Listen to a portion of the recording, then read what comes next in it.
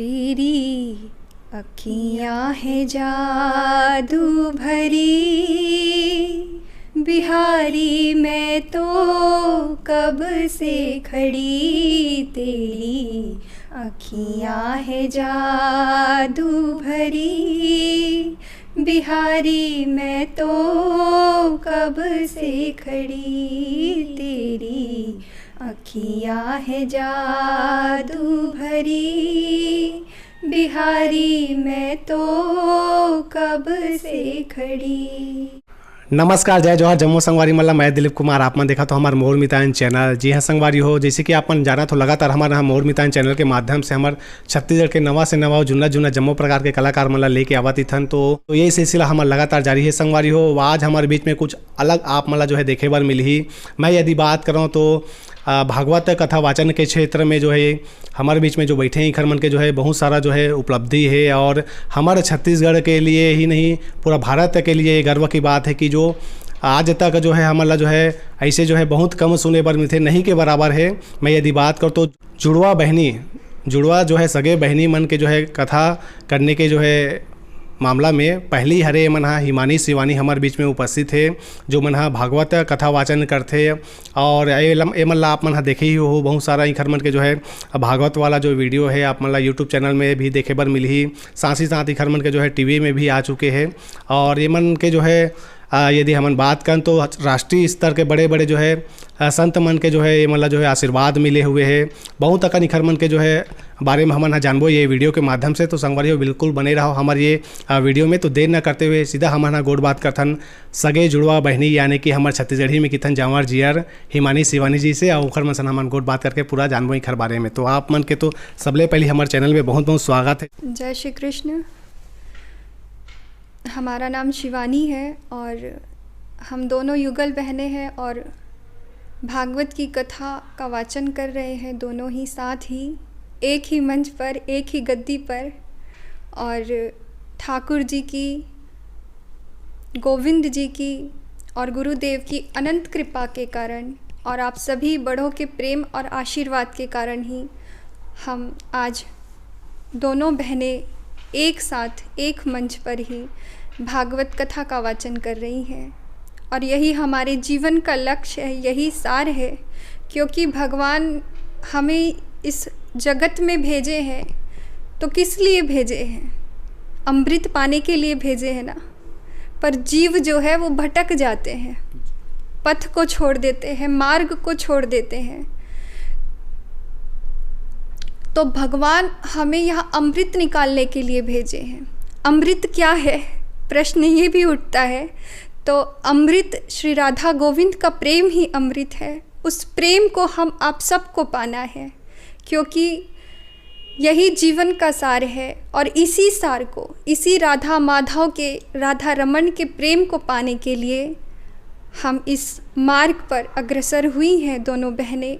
और हम आप सब के हृदय में श्री राधा गोविंद का प्रेम प्रकट करना चाहती हैं। बस हमारे हृदय का और हमारे जीवन का बस यही सार है, यही एक लक्ष्य है कि आप लोगों के बीच में भागवत कथा का खूब प्रसार करें, क्योंकि हम आप सभी बहुत भाग्यशाली हैं, क्योंकि भारतवासी हैं। भारतवर्ष में हमारा जन्म हुआ है और भारतवर्ष को अध्यात्म गुरु माना गया है। हमारे देश के ही नहीं, अन्य देश और विदेशों के भी भक्त हमारे देश के संस्कृति को, हमारे देश के अध्यात्म को, हमारे देश के ख्यातियों को, संस्कृति को, अध्यात्म को, ज्ञान को, सबको अपना रहे हैं हर क्षेत्र में। आप देखेंगे, और इसका सबसे सुंदर उदाहरण तो हमारे श्री वृंदावन धाम में आप देखेंगे कि हम तो हिंदू हैं ही, भारतवासी हैं ही, अध्यात्म गुरु, अध्यात्मवाद देश में रहते हैं। और श्री वृंदावन धाम में अगर आप दर्शन करेंगे तो विदेशी भक्त वहाँ आके रमन करते हैं, कंठी माला धारण करते हैं, शिखा रखते हैं और हरे कृष्ण हरे राम का निरंतर जप करते रहते हैं। तो आनंद देखना है, भक्ति देखनी है, तो वो भी हमारे देश को अपनाते हैं। उनके पास क्या चीज़ की कमी है? वैभव कम है क्या उनके पास? जब उनका मन सब भोगों को भोग कर, जब उनके मन में जब शांति की चाह होती है, प्रेम की चाह होती है, आनंद की चाह होती है, तब वो हमारे देश आते हैं, अध्यात्मवाद को अपनाते हैं, हमारी संस्कृति को अपनाते हैं और फिर यहाँ आकर रमन करते हैं, ठाकुर जी का कीर्तन करते हैं, उनके प्रेम में डूब जाते हैं। तो हमारा भी यही आप लोगों के लिए संदेश है, एक भाव है कि जीवन भर तो इंसान व्यवसाय में, अपनी ज़िंदगी में, परिवार में, व्यवसाय में, हर क्षेत्र में इंसान हर कौशल में आगे है। पर एक बात ध्यान दीजिएगा कि सबसे महत्वपूर्ण जो कार्य है जीवन का, जो सबसे महत्वपूर्ण है जो कार्य, और वो कार्य है गोविंद की प्राप्ति करना। ये हमारे जीवन का सबसे महत्वपूर्ण कार्य है। और यदि हम इस महत्व को भूल गए, गोविंद को प्राप्त कैसे किया जाए, अगर हम इस बात को भूल गए हैं, तो ये हमारे सब सीखने में धूल है। फिर हमारे सारे कार्यों में हमारे जितनी भी कौशल है, सब में धूल के बराबर है। इसीलिए आप सभी से प्रार्थना है कि आप खूब ठाकुर जी का भजन करें, उनका स्मरण करें, ताकि आपका जीवन और भी सफल बन सके। जी, श्री राधे, जय श्री कृष्णा। मैं हिमानी, और आपसे यही कहना चाहूँगी कि खूब ठाकुर जी की भक्ति कीजिए। हमारा लक्ष्य तो यही है कि आप सबके हृदय में ठाकुर जी के प्रति, श्री राधा रमन जी के प्रति खूब प्रेम की अग्नि प्रज्वलित करें।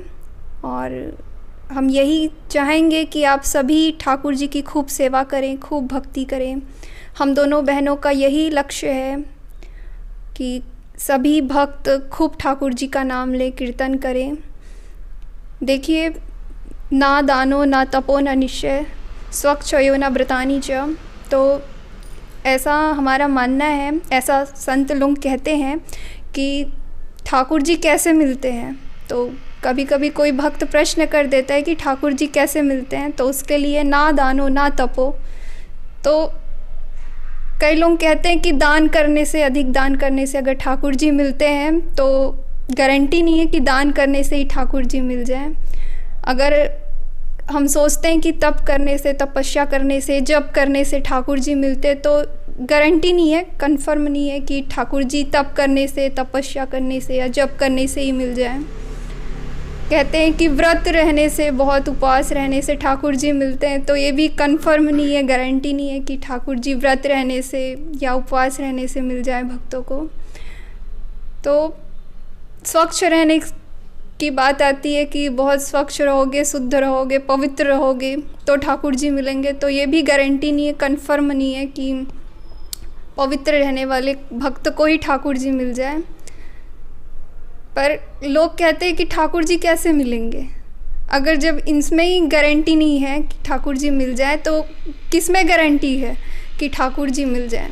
तो बताया गया कि प्रियते अमला भक्त्या, भगवान भक्ति से प्राप्त होते हैं। तो इसीलिए हम सबसे कहते हैं कि खूब भक्ति कीजिए, खूब कीर्तन कीजिए, खूब श्री राधा रमन का नाम लीजिए, क्योंकि ये जो मनुष्य जीवन है बहुत दुर्लभ है, और 84 लाख योनि के भटकने के बाद हमें ये मनुष्य जीवन प्राप्त होता है। तो इसे व्यर्थ कैसे जाने दें हम? तो हम तो खुद ठाकुर जी की खूब सेवा कर रहे, नाम ले रहे, तो हम ये चाहते कि हमारे साथ और भी लोग ठाकुर जी का नाम लें, कीर्तन लें, सत्संग में जाएं, कथा श्रवण करें। तो हमारा यही उद्देश्य है। और आगे हम बहुत कुछ कहना चाहते हैं कि आजकल जो देख रहे हैं कि लोग का स्वभाव जो है चेंज हो गया है। जैसे सामने वाला कोई क्रोध करता है तो उनको भी क्रोध आ जाता है। तो ऐसा स्वभाव नहीं रखना चाहिए। अगर सामने वाला क्रोध करता है या बुरा भला कहता है तो हमें शांत रहना चाहिए, क्योंकि ठाकुर जी अपने भक्तों की कहीं भी परीक्षा ले सकते हैं। वो तो स्वतंत्र हैं ठाकुर जी, तो वो किसी के भी रूप में, किसी भी व्यक्ति के रूप में वो हमारी परीक्षा लेते हैं। तो हम भक्तों को अपने ऊपर ये नियंत्रण रखना चाहिए कि हम शांत रहें, हमारा मन जो है एकदम निर्मल रहना चाहिए और उस निर्मल मन से हम ठाकुर जी का नाम लें और हर जगह ठाकुर जी को ही देखें, क्योंकि कण कण में व्याप्त हैं, हरि व्यापक सर्वत्र समाना, तो हर जगह ठाकुर जी व्याप्त हैं। तो अपनी जो दृष्टि है उसको समान रखना चाहिए, समदृष्टि। तो प्रत्येक में ठाकुर जी का ही दर्शन करना चाहिए। अगर कोई भला या बुरा कोई कह रहा है, अगर कुछ हमारे बारे में कुछ उल्टा सीधा भी कह रहा है, तो हमें मतलब उसकी बातों को ध्यान नहीं देना चाहिए और ऐसे साफ हृदय से ठाकुर जी का भक्ति करना चाहिए। एक बात बताते हैं हम आपको। एक संत जी थे, वो माघ की पूर्णिमा में स्नान करने नदी गए हुए थे और जैसे ही स्नान करके आ रहे थे कि रास्ते में एक मकान था, उसकी छत पे एक दुष्ट आत्मा बैठा हुआ था और वो महात्मा जी के ऊपर थूक दिया। तो महात्मा जी फिर वापस गए, संत जी फिर वापस गए स्नान करने के लिए कि ओहो। उसके बाद फिर स्नान करके आए कि वो महात्मा जी के ऊपर फिर थूक दिया। तो दुष्ट आत्मा था, वो देख रहा था कि संत कैसे होते हैं, उनका स्वभाव कैसा होता है। वो तो ऐसा 108 बार किए वो, है ना। अब वो भी दुष्ट आत्मा थे, बोले खाना पीना सब यहीं लगा दिए। जैसे ही संत स्नान करके आते थे तो वो थूक देते थे संत के ऊपर में। संत जी फिर से वापस जाते थे स्नान के लिए और फिर गोटा लगा के वापस आते थे। तो ऐसा उन्होंने 108 बार किया स्नान। तो शाम हो गई, दुष्ट आत्मा सोचे कि बाप रे बाप, इतने बार हमने ही प्रयास किया फिर भी संत जी हमें कुछ बोले नहीं। कितने मतलब नरम स्वभाव के हैं संत जी की 108 बार गोटा लगा लिए फिर भी कुछ नहीं बोले। तब वो उस दुष्ट आत्मा को बहुत मतलब अंदर से ग्लानि हुई और चरणों में जाके संतों के गिर जाते हैं और क्षमा मांगते हैं कि हमें क्षमा कर दीजिए कि हम आपको पहचान नहीं सके। तो संत जी बोले अरे आप क्षमा क्यों मांग रहे हैं, हाँ आपने तो इतना अच्छा कार्य किया है, इतना अच्छा किया है कि हम बता भी नहीं सकते। तो दुष्ट आत्मा जी ने कहा कि हमने ऐसा क्या कर दिया, हमने तो आपके ऊपर थूका और आप स्नान करने गए बार बार, तो ये तो हमसे बहुत बड़ा अपराध हुआ है। तो संत जी कहते हैं नहीं, आपसे अपराध नहीं हुआ, आपने तो हमारा इतना बड़ा अनुष्ठान करा दिया। माघ की पूर्णिमा में हम एक बार स्नान करके जा रहे थे, आपने तो हमें 108 बार के स्नान का पुण्य दे दिया, है ना। तो ये तो सरलता होनी चाहिए और ऐसे सरल भाव लेकर ठाकुर जी की अगर हम भक्ति करते हैं, अपने हृदय को अगर निर्मल रखते हैं, साफ़ रखते हैं और साफ़ मन से अगर ठाकुर जी की सेवा करते हैं तो ये हमारे लिए बहुत अच्छी बात है और यही हम सबसे चाहते हैं जी। आप मन हाँ अपन पहली तो निवास स्थान बताते हो, कहाँ का रहवैया हो आप मन? हाँ आप मन के शिक्षा कहाँ तक हो है जी? हमार स्थान दुर्ग छत्तीसगढ़ है और कादम्बरी नगर में हमन रहथन। और शिक्षा हमार गांव हाँ वैसे मेरे सरा है और भैया छत्तीसगढ़ी में पूछा थे तो हिंदी में बोले के मन नहीं करी से और हमला छत्तीसगढ़ी उतना अच्छा नहीं आए, फिर भी भैया बर प्रयास करत हो और आप मन बर काबर की मोर छत्तीसगढ़ मोर मितान चैनल है अरे भैया के और छत्तीसगढ़ के रहिया हन और छत्तीसगढ़ में नहीं गोट बोलबो तब बने भी नहीं होवे, एखर सेती थोड़ा बहुत बोलना ज़रूरी है। और ऐसे हो जाते कि गांव में रहथन तो गांव के मन छत्तीसगढ़ी में बोलते अब्बड़ और शहर में रहे के कारण कोनो छत्तीसगढ़ी में बात करे नहीं तो हमन बात कर नहीं पावन और आदत में नहीं है बिल्कुल भी। तो हमन दुर्ग कादम्बरी नगर छत्तीसगढ़ के रहवैया हन और हमार शिक्षा ग्रेजुएशन हमन पूरा कर चुके हैं और बस भागवत कथा बस अब करना है हमन ला और बस एकरे प्रयास में एकरे प्रसार में हमन लगे हुए हैं जी। जैसे कि आप मन के जो है अभी जो है काफ़ी जो है आप मन कम उम्र में जो है भागवत करता हो आप मन हाँ, और तो अभी के जैसे आप मन के जो है उम्र के है जनरेशन के है युवा पीढ़ी जो है अलग अलग क्षेत्र में जैसे पढ़ाई लिखाई हो गए या फिर अलग अलग क्षेत्र में जॉब करना, ऐसे टाइप के जो हो मन हा क्षेत्र देखते, लेकिन आप मन हा जो है अध्यात्म के जो है क्षेत्र ला जो है चयन करे हो, कैसे टाइप के जो है मन में विचार ऐसे कि हमन हा जो है ये क्षेत्र में आते भागवत कथा वाचन करते, ऐसे टाइप के जो है कैसे विचार ऐसे, ये कब के बात रही सोही जब आप मन के विचार ऐसे? जी, ये तो हमारा बचपन से ही विचार था और बचपन से ही ठाकुर जी की प्रेम की, भक्ति की एक लगन लगी हुई थी बचपन से ही, क्योंकि हमारे पूज्य पिताश्री और बाबा श्री एक कथावाचक के रूप में माने जाते थे और बहुत कथा किए हैं। तो ये सब हमें मतलब अपने पीढ़ी से प्राप्त हुआ है।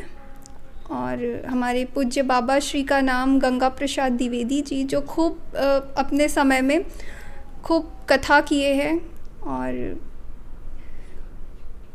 और गांधी जी को 6 दिनों तक गीता का पाठ श्रवण कराए हैं। तो ऐसा उनसे प्राप्त हुआ है हमें। और हमारे पिताजी भी, संजय शर्मा, वो भी खूब कथा किए हैं और उनके साथ हम कथा में जाया करते थे बचपनों से। तो खूब भजन कीर्तन हम साथ दिए हैं पिताजी को, तो और खूब कथा भी श्रवण किए हैं। तो वहाँ से हमारी जो लगन है वो शुरू हुई। तो बचपन से ही हम इस कथा में, प्रवचन में और भजन कीर्तनों में हम जाया करते हैं। तो यहाँ से हमारी शुरू हुई है यात्रा कथा की। आप मन ला कुछ याद आत हो जो है पुराना, मतलब पहली जो है आप मन जो है कहीं जो है कथा वाचन करे हो तो वो कहाँ के जो है जगह रही से जहाँ आप मन के जो है पहली जो है कथा वाचन करे रहो? जब हमारे पिताजी का कथा ग्राम बेड़ेसरा में, जो हमारा खुद का गांव है, वहाँ कथा हो रही थी। हमारी आयु करीबन 13-14 वर्ष की रही होगी और पिताजी और हमारे दादा श्री कमलाकांत शर्मा जी हमारे दादाजी हैं और उनकी बड़ी इच्छा थी कि हम कथा करें, प्रवचन करें। तो गांव में पिताजी की कथा चल रही थी। तो उस बीच में उनकी बड़ी इच्छा थी दादाजी की कि हमारी पौत्री प्रवचन करे, कुछ ऐसा प्रसंग ले, ऐसा कथा यहाँ हम सबको सुनाए। उनकी बहुत इच्छा थी और घर वालों की, परिवार वालों की और हमारे गांव वालों की भी बहुत इच्छा थी कि हमारी गांव की बेटी प्रवचन करे और हम सुने। तो बस 13-14 वर्ष की आयु थी और बस दादाजी ने भागवत जी की कथाएं हमें सुनाई रखी थी और बचपन से सुनते भी आ रहे थे। तो बस हमें क्या, पिताजी की गद्दी में बिठा दिया गया और फिर कहा कि सुनाओ कथा। तो बस वही उम्र में हम भागवत प्रवचन प्रारंभ किए हैं और बस वहीं से ही ठाकुर जी के प्रति ऐसी लगन जुड़ गई। और एक बात बताएं, हमारे ठाकुर जी ना बहुत रसीले हैं और टेढ़ी टांग वाले हैं और एक बार भी जाकू हृदय में फंस जावे ना, अंदर आ गए जिनके हृदय में, एक बार उतर गए ठाकुर जी, तो फिर टेढ़ी टांग वाले हैं वो, फिर वो हृदय से बाहर निकल नहीं पाते तो बस वो अब हमारे हृदय में ही समाहित है, हमारे हृदय में विराजमान है ठाकुर जी। और बस हमारे जीवन पर्यंत हमारी बस यही इच्छा है कि अब ठाकुर जी के ही हो जाए और ठाकुर जी के ही प्रेम में डूब जाए और आप सबको डुबाए रखे। आप मन हाँ कहाँ जो है दीक्षा ले हो, आप मन के गुरु आप मन कौन ला मानता हो? जी, हम बताते हैं इनका। हम श्री वृंदावन धाम से दीक्षित हैं और हमारे श्री गुरुदेव अनंत श्री विभूषित भागवत भास्कर श्रद्धेय कृष्णचंद शास्त्री ठाकुर जी से हम दीक्षित हैं वृंदावन धाम से। और उन्हीं के आशीर्वाद और कृपा से, मार्गदर्शन से हम आज कथा कर रही हैं। और हमारा अगर आप संप्रदाय के बारे में पूछें तो हम श्री संप्रदाय, रामानुज संप्रदाय से हैं। और संप्रदाय भी 4 प्रकार की होती हैं, अगर जानकारी हम दे सके तो बिल्कुल, क्योंकि संप्रदायों के बारे में आजकल लोगों को बिल्कुल भी नॉलेज नहीं है, पता नहीं है। और मुख्यतः हम वैष्णव के 4 संप्रदाय होते हैं और ये संप्रदाय 4 भगवान श्री नारायण से प्रकट हुई है। जब भगवान ने पहला ज्ञान ब्रह्मा को दिया, तब वहाँ से ब्रह्म संप्रदाय की उत्पत्ति हुई। जब भगवान ने शिव जी को ज्ञान दिया, तब वहाँ से शैव संप्रदाय की उत्पत्ति हुई। और जब भगवान ने लक्ष्मी जी को ज्ञान दिया है, तब वहाँ से श्री संप्रदाय की उत्पत्ति हुई है। और ये जो श्री संप्रदाय है, श्री माने लक्ष्मी, और हमारा जो संप्रदाय है श्री संप्रदाय से हम दीक्षित हैं, रामानुज। इसमें सब संप्रदाय में बड़े बड़े महापुरुष आचार्य हुए हैं, आप नाम सुने होंगे जी। रामानुजाचार्य, रामानंदाचार्य हमारे संप्रदाय के आचार्य हैं, और हम इसी संप्रदाय से दीक्षित हैं। और भगवान नारायण ने जब चौथा ज्ञान जब सनकादिक भगवान को दिया, तब वहाँ से सनकादिक संप्रदाय की उत्पत्ति हुई। तो 4 संप्रदाय हुए हैं, आप भी याद रखिएगा।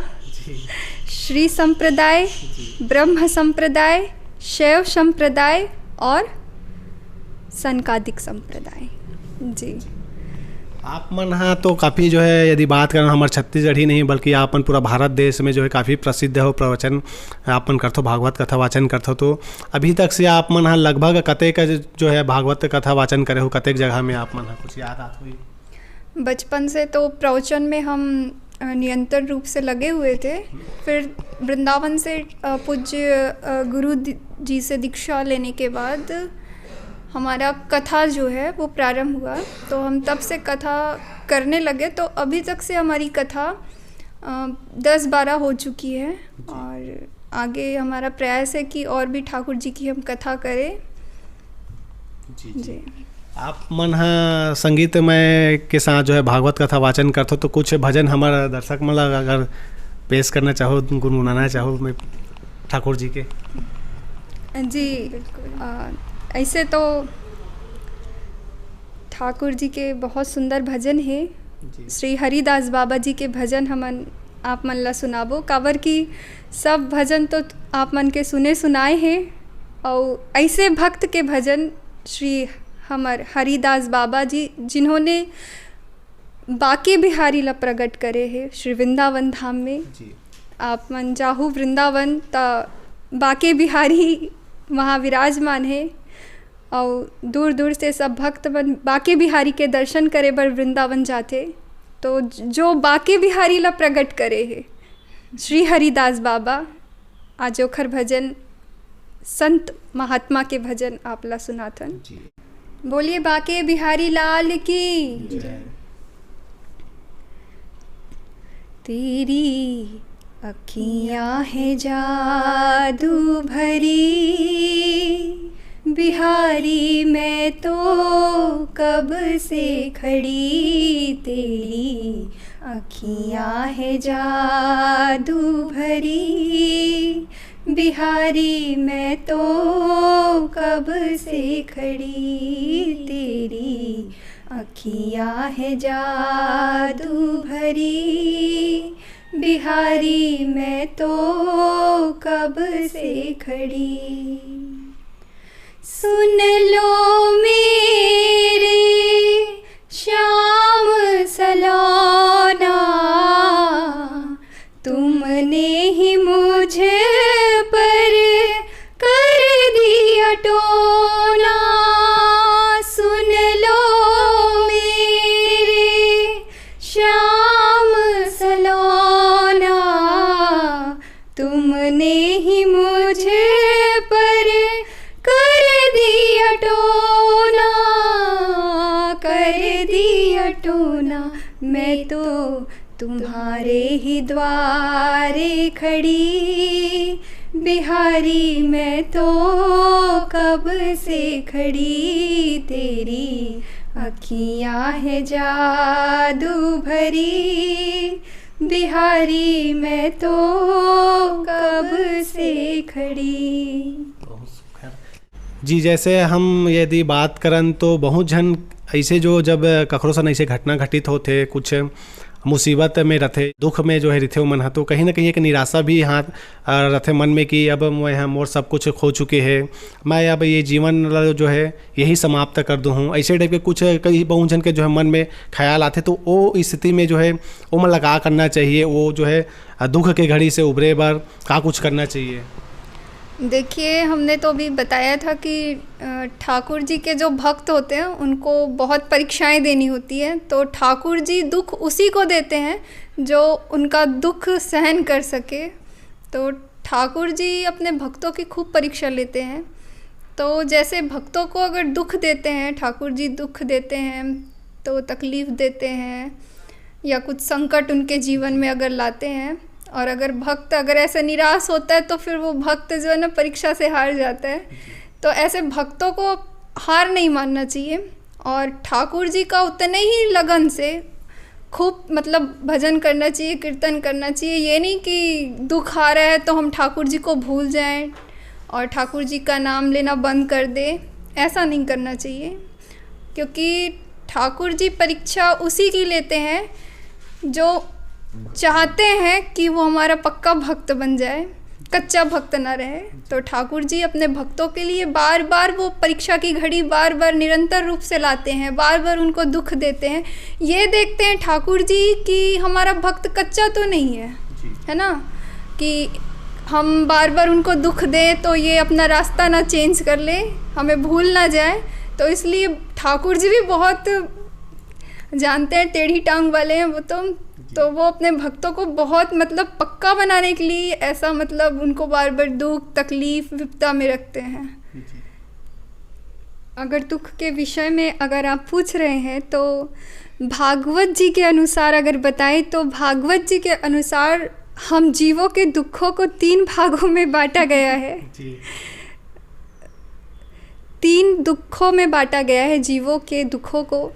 वो है पहला दैहिक दुख, और दूसरा है भौतिक दुख, और तीसरा है दैविक दुख भागवत जी के द्वारा। तो दैहिक दुख माने देह के द्वारा या देह के संबंधों के द्वारा जो जीवों को दुख मिलता है। अगर सरल भाषा में कहें तो जैसे ये शरीर बूढ़ा हो गया, रोगी हो गया और बहुत सी बीमारियां शरीर को हो गई, तो ये देह के द्वारा दुख है, पीड़ा मिल रही है, बीमार हो गए हैं, या देह के संबंधों के द्वारा, या मेरा बेटा ने ऐसा कह दिया मुझे आज, मेरी बेटी ने ऐसा कह दिया। तो ये जो दुख है इसको भागवत जी कहती है दैहिक दुख, जो देह के कारण से मिलता है। और दूसरा है भौतिक दुख। ये जो दुख है ये वस्तु अभावजनिक दुख है। सब दुनिया को, जगत को, जीवों को कोई ना कोई दुख संकट उनको रहता ही रहता है। तो ये भौतिक दुख है। भौतिक दुख यानी वस्तु अभावजनिक दुख। जो वस्तु जीव के पास नहीं होती ना, उसको लेकर दुखी हुआ जाता है। जैसे कि मेरे पास बहुत बड़ा बंगला होता, गाड़ियाँ होती, मेरे पास खूब गहने होते, खूब धन होता, दौलत होती, तो ये जो दुख है वस्तु अभावजनिक दुख, इसको भागवत जी कहती है भौतिक दुख। और तीसरा जो दुख है दैविक दुख, जो देवताओं के द्वारा जीवों को मिलता है। जैसे कि पंडित जी के पास दौड़ते हैं पत्रा लेकर, कुंडली लेकर, अरे शनि वक्रीय हो गए, राहु वक्रीय हो गए, गुरु वक्रीय हो गए, कोई तिल लेकर दौड़ रहा है, कोई हरा कपड़ा लेकर दौड़ रहा है, कोई मंदिर दौड़ रहा है, कोई झाड़ फूँक कराने दौड़ रहा है। तो इन सब दुखों को भागवत जी ने दैविक दुख में बांटा है। देखिए, आप लोगों को दैविक दुख के बारे में तो बता दिए हैं, पर इन दुखों से निवृत्ति कैसे होगी मनुष्य की, जीव की, ये जानना बहुत ज़रूरी है कि दुखों से निवृत्त कैसे हुआ जाए। तो देखिए, दैहिक दुख से निवृत्ति जब होगी जब जीव को ये भरोसा हो जाएगा कि गोविंद ही मेरे है और मैं गोविंद का हूँ। जब ये भरोसा होगा कि इस दुनिया में, इस संसार में गोविंद के अलावा हमारा और कोई नहीं है, इस जीव का परमात्मा ही है, एक सार है। तो जीव को जब ये भरोसा होगा, इस बात का भरोसा हो जाएगा कि गोविंद ही मेरे है और मैं गोविंद का हूँ, जैसे मीराबाई को हुआ है, सूरदास जी को हुआ है। मीराबाई ने तो अपनी पंक्तियों में कहा है, मेरे तो गिरधर गोपाल दूसरो न कोई, जाके सिर मोर मुकुट मेरो पति सोई।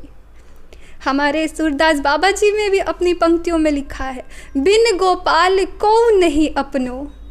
तो गोपाल के बिना हमारा कोई नहीं है। तो गोविंद के बिना जब जीव को ये भरोसा हो जाता है कि गोविंद ही मेरे है और मैं गोविंद का हूँ, तब जीव की दैहिक दुख से निवृत्ति हो जाती है। फिर उसको किसी की बातों का दुख नहीं होता, कोई असर नहीं होता। और भौतिक दुख से निवृत्ति कैसे होती है? जब जीव को असली धन का पता चल जाता है। और असली धन क्या है? असली धन ही हम इतने देर से बातें कर रहे हैं कि गोविंद की भक्ति करिए, गोविंद का नाम लीजिए। तो भगवत नाम ही असली धन है। जब जीव को ये ज्ञान हो जाता है कि असली धन गोविंद का नाम है। ये जो धन कमाने में लगे हैं ना, वैभव बढ़ाने में, धन कमाने में आज की दुनिया, ये धन तो असत्य है। ये तो केवल यहीं तक रहेगा। जो भगवत नाम का धन है, जो असली धन है, वो हमें इकट्ठा करना है। क्योंकि ये धन तो यहीं तक रहेगा। क्योंकि कहा जाता है भागवत की यहाँ भारत की करेंसी अमेरिका में नहीं चलती और अमेरिका की करेंसी इंग्लैंड में नहीं चलती है। वैसे ही मृत्यु लोक की करेंसी जो है ना, वो वहाँ पर लोक में नहीं चलती है। तो वहाँ जाने के लिए भगवत नाम का धन इकट्ठा करना पड़ेगा। तो जब जीव को ये ज्ञान हो जाता है कि असली धन गोविंद का नाम है, तब भौतिक दुख से निवृत्ति हो जाती है। तब वो धन, वो मोह माया सब छूट जाता है। जब जीव जान जाता है कि अब गोविंद का नाम लेना है, यही असली धन है और वो वहाँ जाके काम आएगी। यहाँ खूब लूटा आनंद प्यारे, पर वहाँ के लिए क्या प्रबंध प्यारे। तो जो जीव संसार के लिए, जो जीव भक्ति भजन में, सत्संग में आता है, कथा सुनता है, तो वो वहाँ के लिए इकट्ठा कर रहा है। और तीसरा जो दुख है, दैविक दुख, तो इस दुख से निवृत्ति कैसे होती है? जब व्यक्ति का परिचय किसी प्रधानमंत्री से हो जाता है, प्रधानमंत्री से संबंध हो जाता है, परिचय हो जाता है, तो दैविक दुख से निवृत्ति हो जाती है।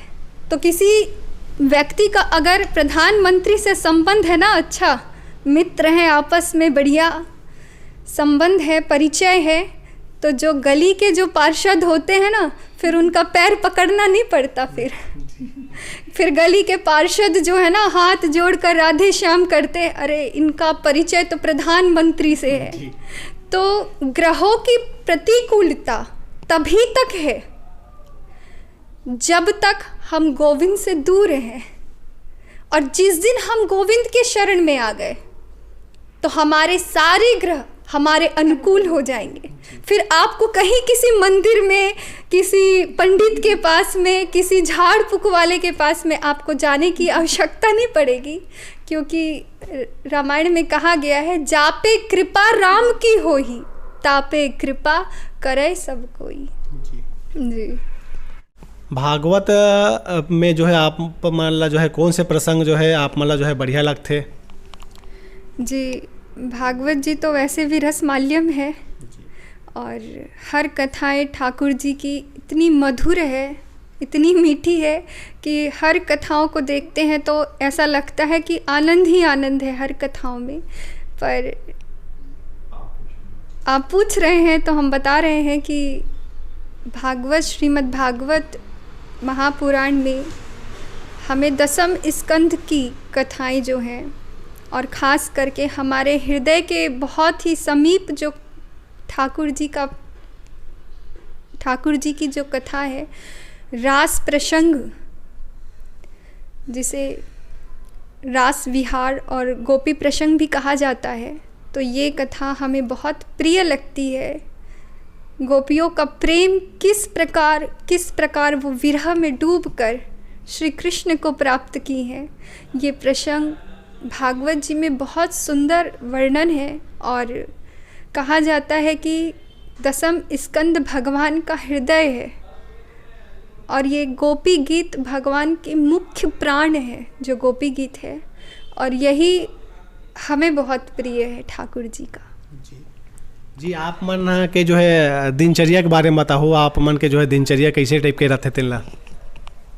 हम प्रातः सुबह 4 बजे उठकर गोपी जी का पाठ करते हैं, गोपी गीत का, और ठाकुर जी को बहुत प्रिय है गोपी गीत, तो हम उनका पाठ करते हैं और फिर अध्ययन हमारा शुरू हो जाता है। फिर हमारी जब इच्छा होती है, मन करता है, तो हम सारे संतों का और गुरुजनों का कथा श्रवण करते हैं, और फिर शाम को फिर से हमारा ठाकुर जी की सेवा शुरू हो जाती है। और वैसे तो अभी तो हमारी तैयारी चल रही कि हम श्री वृंदावन धाम जा रहे हैं, तो कल हमारी ट्रेन है, तो हम अभी बहुत प्रसन्न हैं कि हम वृंदावन धाम जा रहे हैं जी। तो अभी हमारा मन तो ठाकुर जी में ही लगा हुआ है कि कब जल्दी हम वृंदावन पहुँचे और कब बिहारी जी का दर्शन करें। तो भक्तों को तो यही लगा रहता है कि कब ठाकुर जी का दर्शन करें और कब ठाकुर जी के नेत्रों से नेत्र मिलाएं। तो हमारी बड़ी इच्छा है कि हम जल्दी वृंदावन पहुँचे और ठाकुर जी का सानिध्य प्राप्त करें और वहाँ बिहारी जी में सेवा प्रदान करें। तो हमारा मन तो अभी वहीं लगा हुआ है जी। साल में कतेक बार चल देते हो आप वृंदावन धाम? जैसे कि हमारा जब इच्छा हो जाए, जब हमारा मन लग जाए और जब ठाकुर जी बुला ले, तो हर 1-2 महीने में, 2 महीने में तो प्राय हमारा मतलब वृंदावन जाना हो ही जाता है। और अभी लॉकडाउन और कोरोना के समय में बहुत मतलब गैप आ गया उसमें, तो उस गैप को हम जल्द पूरा करना चाहते हैं और अब जल्दी ठाकुर जी के पास जाना चाहते हैं वृंदावन जी। आगामी अभी आप मन के जो है भागवत कहाँ होने वाला है? अभी आगामी कथा भागवत जी की बालोद जिला भेड़िया नवा गांव में कथा 17 जनवरी से 25 जनवरी तक कथाएं हैं, और आप सबको भी निमंत्रण है, आमंत्रण है हमारी ओर से भी कि आप सब आएँ कथा श्रवण करने के लिए वहाँ पर जी। और लास्ट हम यही कहना चाहेंगे कि रसना पे अगर तेरा नाम रहे, जग में फिर नाम रहे न रहे। रसना पे अगर तेरा नाम रहे, जग में फिर नाम रहे न रहे। मन मंदिर घनश्याम रहे, झूठा धन धाम रहे न रहे। दिन रैन हरि का ध्यान रहे, फिर और कोई ध्यान रहे न रहे। मेरी गोविंद संग पहचान रहे। किसके संग? गोविंद के संग। मेरी गोविंद संग पहचान रहे, और कोई पहचान रहे न रहे। तेरी करुणा का अभिमान रहे, फिर और कोई अभिमान रहे न रहे। रसना पे अगर तेरा नाम रहे, तो जग में फिर नाम रहे न रहे। बस इसी के साथ हम आप लोगों से विदाई लेना चाहते हैं, और हमारे दिलीप भैया जी मोर मितान चैनल के माध्यम से हमारे बीच यहाँ आए हैं, और हमें भी बहुत प्रसन्नता हुई हृदय से कि वो हमसे मिलने के लिए आए हैं और आप लोगों से भी हमें मिलवाए। तो इसके लिए भैया जी को बहुत बहुत हृदय से हमारा धन्यवाद। बहुत बहुत ठाकुर जी की कृपा इनके ऊपर बरसती रहे, ये निरंतर अपने कार्य में और प्रगति प्राप्त करते रहें। श्री राधे। किशोरी जी का नाम लेते रहें प्रायः श्री राधे राधे, और इससे बड़ा मंत्र हमारे लिए कोई कुछ नहीं है। तो श्री राधा रानी का बहुत बड़ा मंत्र है, श्री राधा आप नाम लें। और कहते हैं ना कि दरबार में श्री राधा रानी के दुख दर्द मिटाए जाते हैं और दुनिया के सताए लोग वहाँ सीने से लगाए जाते हैं। तो आप बिल्कुल कोई भी चिंता ना करते हुए और अपने दुखों को एक तरफ रखते हुए श्री राधा जी का नाम ले, श्री राधा रानी का आश्रय ग्रहण करें, तो श्री किशोरी जी ज़रूर कृपा करेंगी। और हमारे मोर मितान जो चैनल है इनके दिलीप भैया जी को हम बहुत बहुत हृदय से साधुवाद देते हैं, बहुत बहुत धन्यवाद देते हैं और किशोरी जी से यही प्रार्थना करेंगे कि वो खूब इनके ऊपर कृपा करे और ये अपने मार्ग में ऐसे ही अग्रसर रहें। जी बहुत बहुत धन्यवाद। तो संगवारी हो, ये दिन हमारे बीच में देवी हिमानी शर्मा जी और देवी जो है शिवानी शर्मा जी जिखर मन से हमारे गोड बात करें ना, ये मन जो है अध्यात्म के जो है ये क्षेत्र से जुड़े हुए हैं, भागवत करते और इखर मन से हमारे गोड बात करें। आप मतलब जो है काफ़ी कुछ जो है ये इंटरव्यू के माध्यम से बहुत कुछ जो है जाने के अवसर मिली। सो ये अध्यात्म के ज्ञान के प्राप्ति आप मतलब अगर करना है तो निश्चित रूप से ठाकुर जी के जो है हमारा जो है भजन करना है, उखर नाम जपते रहना है, तभी हमारे जीवन के जो है नैया आगू जो है पार लगे। तो बिल्कुल संगवारी हो, हमारी ये इंटरव्यू आप मतलब कैसे लगी जरूर कमेंट करके बताओ। ये वीडियो ला अधिक से शेयर करो, माया दुलार बनाए रखो संगवारी हो। फिर मिलते हैं नवा इंटरव्यू के साथ। जय जोहार, जय छत्तीसगढ़।